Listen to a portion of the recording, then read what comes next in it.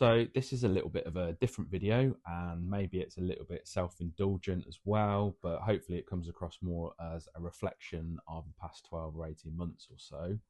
I do find it quite therapeutic to really kind of talk to no one in particular, but kind of let all my kind of innermost thoughts come out. And I have already had someone come up to me yesterday at an event, and they said, "Recognise you from Radio X, and also the YouTube videos that you've done so far. Really, really like them." So that's really nice, and they also appreciate the time that it takes to make them. So I'm hoping that making videos like this will allow me to continue fundraising for some of the great causes that I do that for. Going to try and talk through the situation we had with Amelia last year, just really because it sets the scene for everything that's happened over the past 18 months. Originally, Amelia was fine. She was quite happy 5-year-old.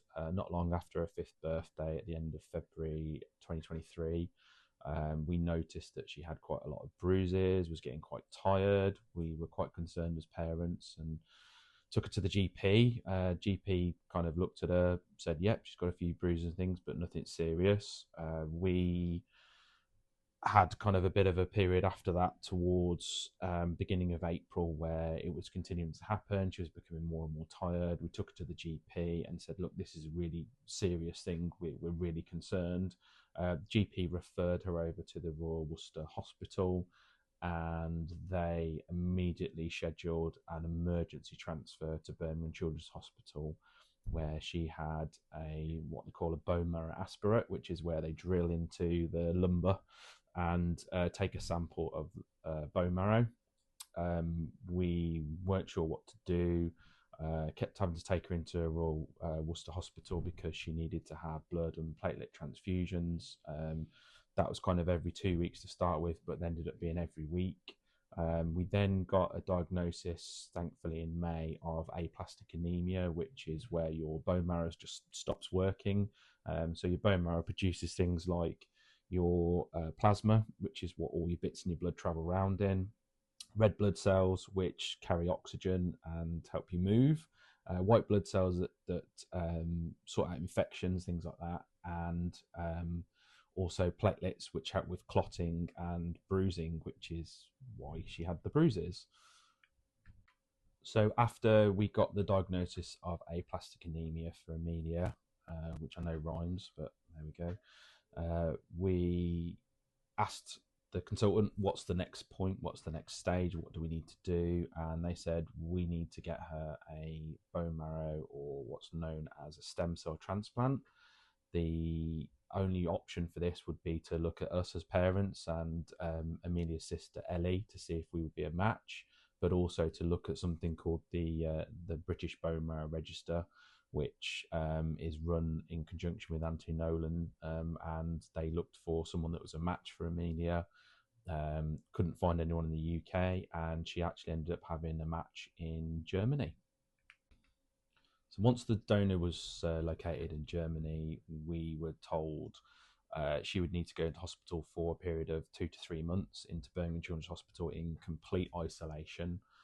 And we got a date set for that in September, and she had to have a week's worth of chemotherapy to kill off the remaining bone marrow in her body. That was quite rough. We knew it was going to be difficult because as anyone that has gone through chemo themselves, or someone in their family has gone through, it's horrible. You'll lose your hair, you lose cells in your mouth. It's not very nice, and for a 5-year-old to go through that, I mean, we weren't sure what was going to happen really. So she went into hospital. My wife Steph stayed with her throughout the whole time. She was there a total of 2 months. She had the chemotherapy, she had the stem cells, which was basically some red bits in a tube, which was just kind of a surreal moment, and we made it into a bit of an extra birthday for Amelia at the time, which was quite cool.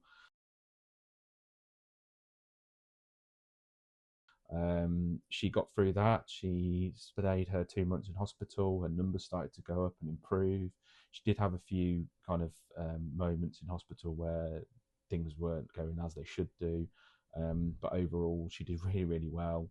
And it was such a great moment when she left hospital. Never, ever forget that.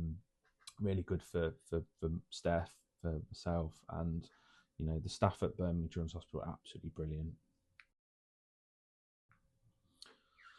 So, difficult kind of part to talk about really now, which is more kind of the mental health aspect. I think I can only talk from my experience. I can't really speak for Steph, my wife. I have to talk about how it's affected me and how I got through it. The easiest thing for me really was to carry on working. Work had been really, really good and allowed me to keep going, and it's been really nice to be busy. But I think the kind of second biggest part really was music.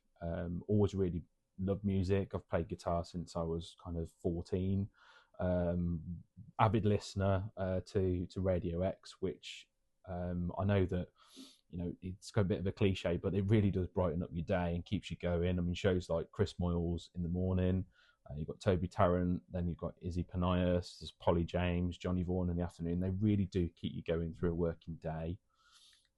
Along with things like Radio X keeping me going, work, I've also got involved with campaigning. So not only did I help campaign for the Labour Party, which I know won't go down well with everyone, everyone's got different political views, but I was really proud of Redditch Labour and that we have a new Labour MP in Redditch.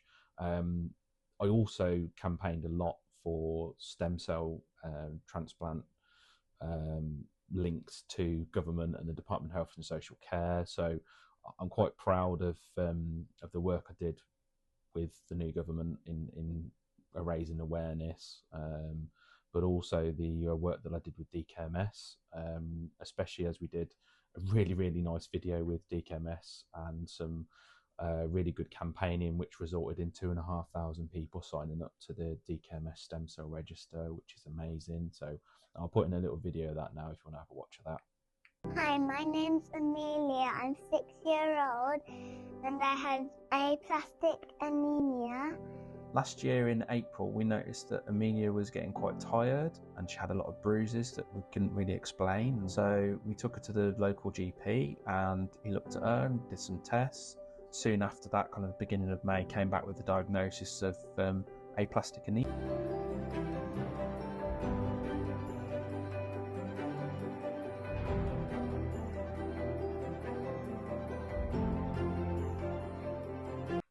So obviously it wasn't just my mental health, and I think what helped Steph, again I can't speak for her, but what helped Steph and what helped Amelia through when they were in hospital in isolation was things like singing medicine. So these were some lovely people that went in to see these children in Birmingham Children's Hospital to sing songs with them, play instruments, keep them going, keep them happy.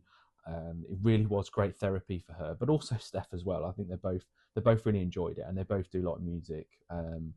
And Amelia, when she finished her treatment at Birmingham, she actually came out and helped them to record a charity single.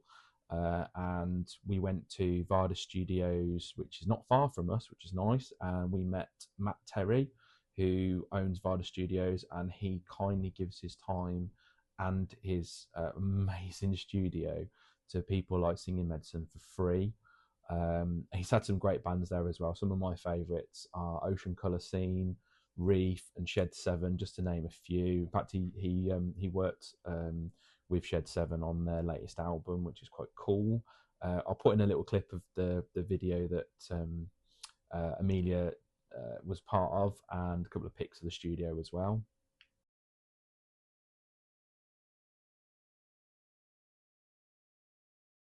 Up, down, low, high, lift your voices to the sky. Your voice is you and you are everything. When you're down, I'm here, and your friends are near. Just look around and you'll have everything. I mentioned it earlier, but thought I'd talk a little bit more about it. So on the politics aspect that I got involved with, which again kept me busy, kept me ticking along, working with the Labour Party did allow me to speak to decision makers within Department of Health and Social Care. and I'm quite pleased that the new stem cell register, so it was the British Bone Marrow Register, but now it's the stem cell register, is now being promoted at all of the NHS blood and transplant donor centres. I would like to see that go further. I know it's a great achievement to have that now being promoted, and it is having a huge impact on the number of people on the stem cell register, but I think it could go further with perhaps having all blood, platelet, plasma and donors just being automatically signed up to it and being opt out rather than opt in. I think that would really have a big difference. So I'm sure that's something that Chris Bloore, our MP in Redditch, will be working on along with his team. And I did go down to Parliament to go and speak to Chris about helping with that.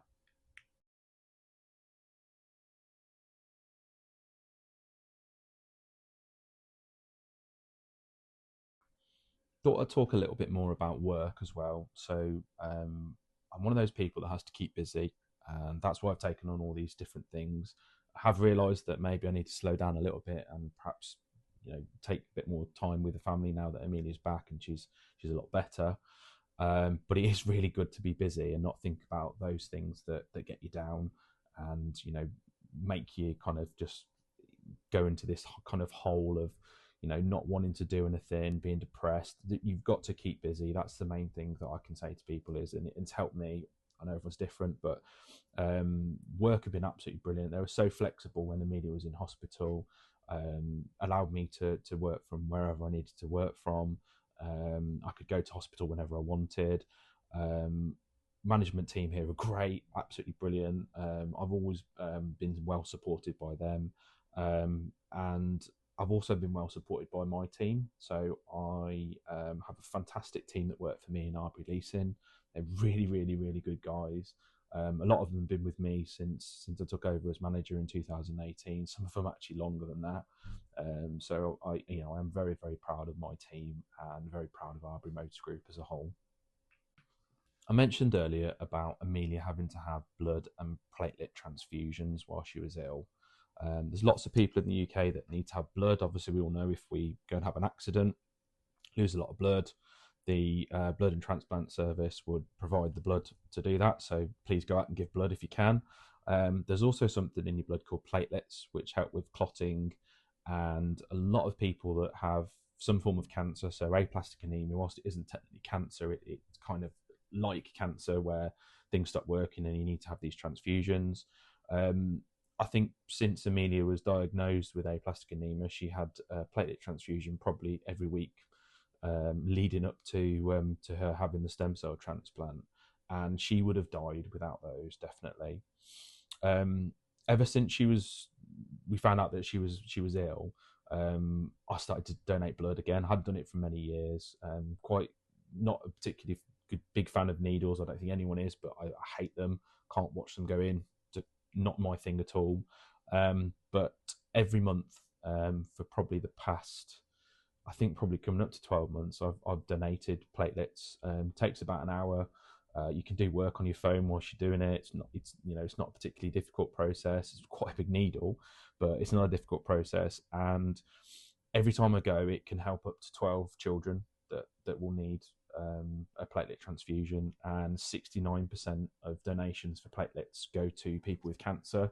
So I'm sure that you probably know someone that is going through cancer at the moment. They will probably be having to have platelet transfusions. So please think about going to give blood, and if you can, please ask them about doing platelets as well.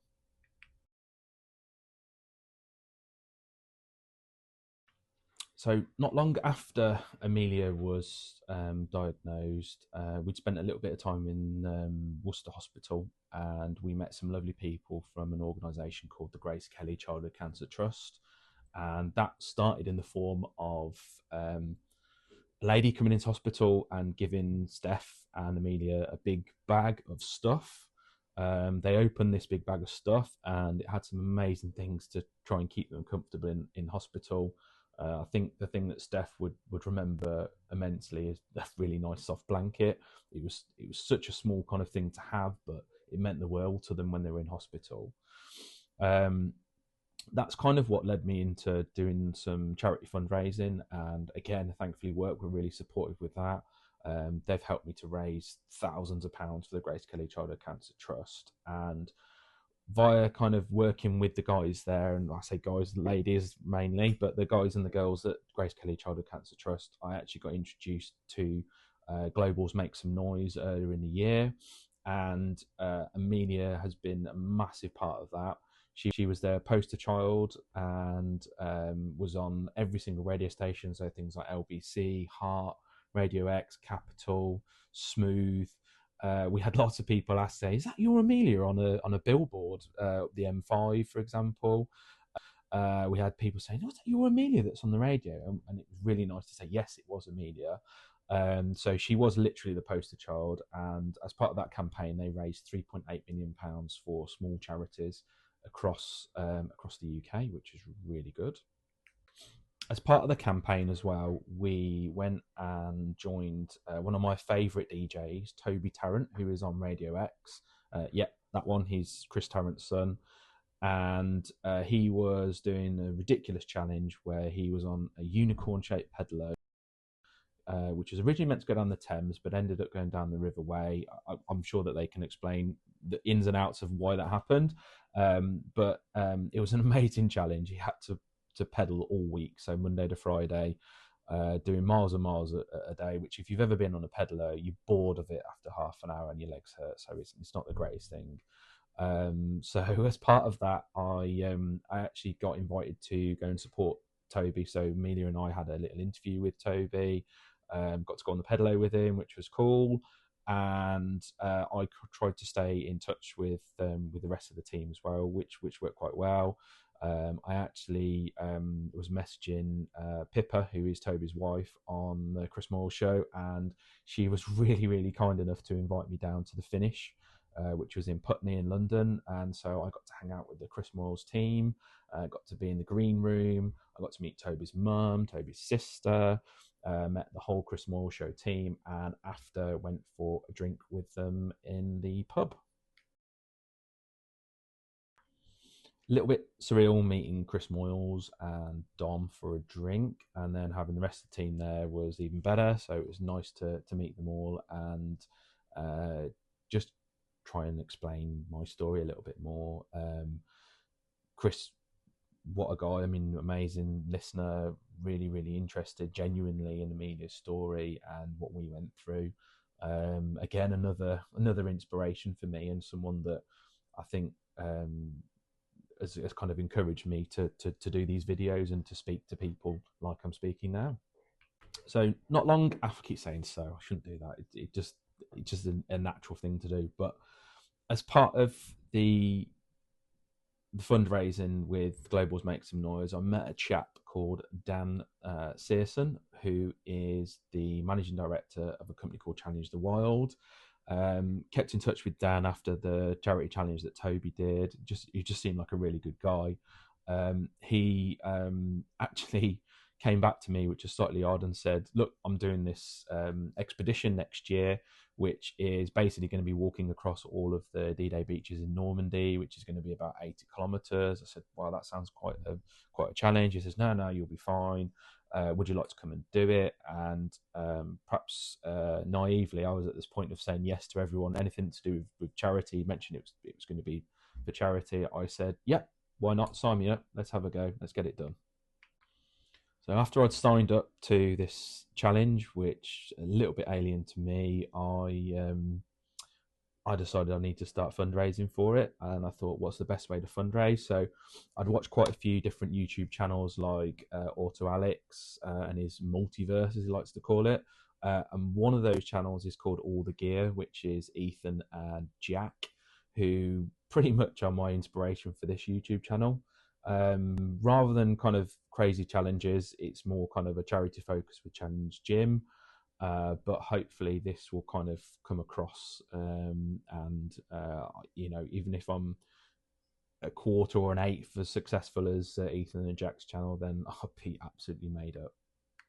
Talking a little bit more about this D-Day walk.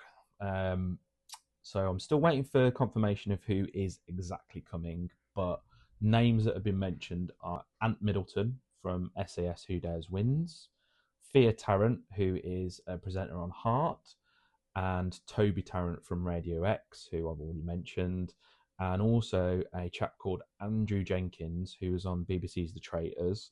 I've been following some of the things that Andrew has been doing, and he's an inspiration definitely to me. He had a very kind of difficult situation for himself, where he had a brain injury, and he's taken that head on, if you pardon the pun, with fundraising for some fantastic charities.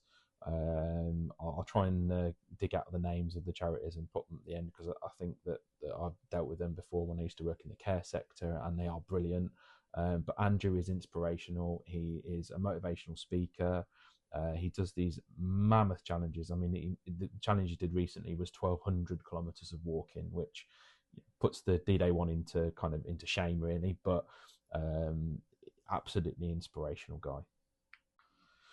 After seeing what Andrew had done, I'm really looking forward to our walk in June across the D-Day beaches. Really quite interested in World War II history. Hopefully that came across in my last video about Slapton Sands. But after last Saturday's beach walk, I've kind of realised that it is going to be really hard. It's going to be over 80 kilometres of walking. There's quite an undulating terrain. It's on sand. And I'm possibly going to be having Ant Middleton from SAS Who Dares Win shouting at me, which is not really my idea of fun. But it is for two absolutely great causes. The first cause that I'm fundraising for is SAFA, who are an armed forces charity. Did used to be in the Royal Air Force, only for a brief period, but I do still have friends that are in. So it's a charity that's quite dear to me. The work that they do with people that are serving currently in the armed forces, veterans, families, communities around some of the bases as well. I know that they've done some fantastic work to make sure that anyone connected with the armed forces are well looked after. Second charity that I'm fundraising for is the Grace Kelly Childhood Cancer Trust, who I did mention earlier. But what they did for us was absolutely amazing. The best description I've got for them is they offer 360 degrees of help for children going through cancer and their families. It's probably best explained really in an interview that I did earlier in the year with Toby-Tarrant, so I'll pop that up on there now for you to watch. You can see it's very wet today, and poor Tallulah is still out there getting rained on. And I was going to chat to James and Amelia, who were helped by one of the charities that Make Some Noise has supported in the past, the Grace Kelly Cancer Trust. We were going to talk on Tallulah, but we've decided to shelter from the rain a bit in here instead. First of all, Amelia, it's very nice to finally meet you, because we had a chat on FaceTime, didn't we? When was that? A couple of weeks ago? Yeah. But it's nice to finally meet you. And we can't see it, but you've had a special T-shirt made. Oh, should we show the camera? What is it? What does your T-shirt say? Tallulah Sparkle Party, the name of my unicorn pedalo. Yeah. Why doesn't it say my name? I don't know. Daddy's the one who showed it. Oh, Daddy's to blame, is he? All right, Daddy designed the T-shirt, did he? Well, it's very nice to meet you properly, and thank you very much for coming down. You realise you've come, and I had to pedal without you in the rain all morning. Where were you? I was in the car. You were in the car, nice and dry, was it? And you stopped and got a McDonald's as well, didn't you? Maybe, right. So whilst you were having a McDonald's in the warm car, I had to pedal the unicorn all alone without you in the rain. Okay, you realise that. Right, well, I'll forgive you. James, Dad, let me talk to you a bit. I know we've spoken in the past, but about the Grace Kelly Cancer Trust and how wonderful it was when you guys were going through a horrendous time. There'll be people watching this who, believe it or not, haven't donated yet to Make Some Noise. I know, it's shocking. That's terrible. That's terrible, isn't it? I don't know how they sleep at night. all this effort in the rain, pouring like biblical rain, Yeah. and they haven't given any money yet to I help know. these great causes. They need to put their hands in their pockets now, I think. Thank you. See, Absolutely. couldn't say it better myself. Genuinely. So Amelia. So first of all, when did you get the diagnosis about Amelia? So it was actually in end of February, beginning of March last year in 2023, where we noticed that Amelia had a few bruises and was quite tired all the time. She was asking to go to bed, which is quite unusual for a 5-year-old to do. Went to the GP, kind of had to wait until about end of April, beginning of May to be seen at Birmingham Children's Hospital. Good cough there as well. To Birmingham Children's Hospital, and that's when we got the diagnosis of aplastic anemia, and were told that she would need to have a stem cell transplant, which was quite a worrying and a difficult time for us as a family, really. Do you remember this, Amelia? Do you remember this all happening? No, You don't remember it because you were really little at the time. I was only 5. You were only 5, yeah. It's a year ago. Fair enough. It's a year ago. It's a long time, isn't it? A year. It's a very, very long time. And then how did you hear about the Grace Kelly Cancer Trust? We were actually in Worcester Hospital, and we were kind of sat there and didn't know really what to do, and we were introduced to a lovely lady from the Grace Kelly Cancer Trust who came over, explained who they are, what they do, straight away offered us some practical help. They gave Amelia and Steph, my wife, a really, really nice bag full of such useful things for, you know, child and parents being in hospital. And that was our first experience of them. They then contacted us afterwards, gave us some financial help, which was really important, trying to have to travel between our house and the hospital. Also gave us some emotional and support and help, really. So we've had Sam, our support worker from Grace Kelly, for a good while, who comes and sees Amelia, but also Amelia's older sister Ellie. Comes and talks to my wife Steph, has spoken to me on numerous occasions. So it's been a real kind of like 360 degrees of help. But one of the most kind of amazing things I think that the guys do, along with the emotional stuff, is whilst Amelia was in hospital in isolation, they organised a robot to go in Amelia's place to school, so Amelia could actually see her classmates on her iPad and join in the lessons. Didn't you? Joined in all the lessons. That was in year 1. Was that year 1? Wasn't it? Yeah, year 1. So last year. So they offer such a wide range of support to families like us that are in you know, need of help, really. Yeah. That's pretty cool. So a robot went to school for you? Yeah. Really? Do you think we can get a robot to finish this pedalo challenge for me? I think you're on your own there. I think I'm on my own there. And have you enjoyed what you've done with the Grace Kelly Cancer Trust? Do you like all the people that work for them? Yeah. Yeah. Who's your favourite?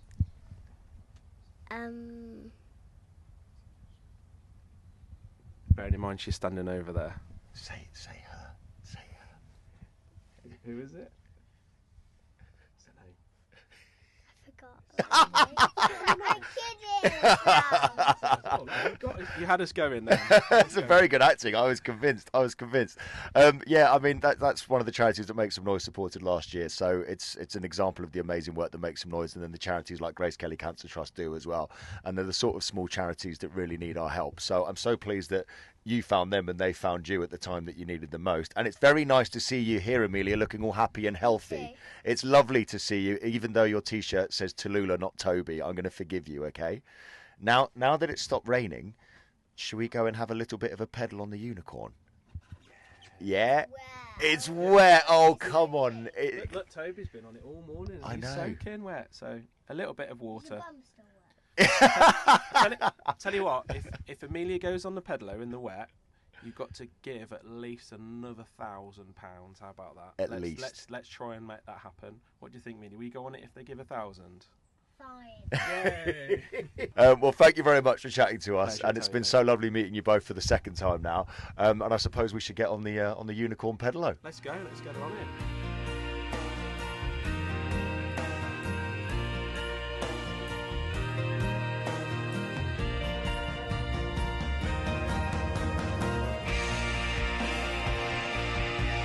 What I'd like to do is just kind of end the video.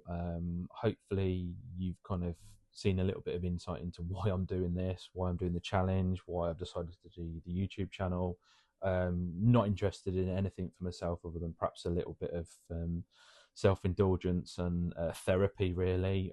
It's mainly to highlight and raise money for some great charities. So I'd just like to say thank you to everyone that has supported us over the past kind of 12, 18 months. All the staff at Worcester Royal Hospital, all the staff at Birmingham Children's Hospital, Grace Kelly Childhood Cancer Trust, DKMS, Byrne, which is an automotive charity. They were absolutely brilliant with support and checking in with me, making sure I was okay. Everyone that's donated via GoFundMe for Amelia's fundraising efforts. Singing Medicine as well, they were brilliant.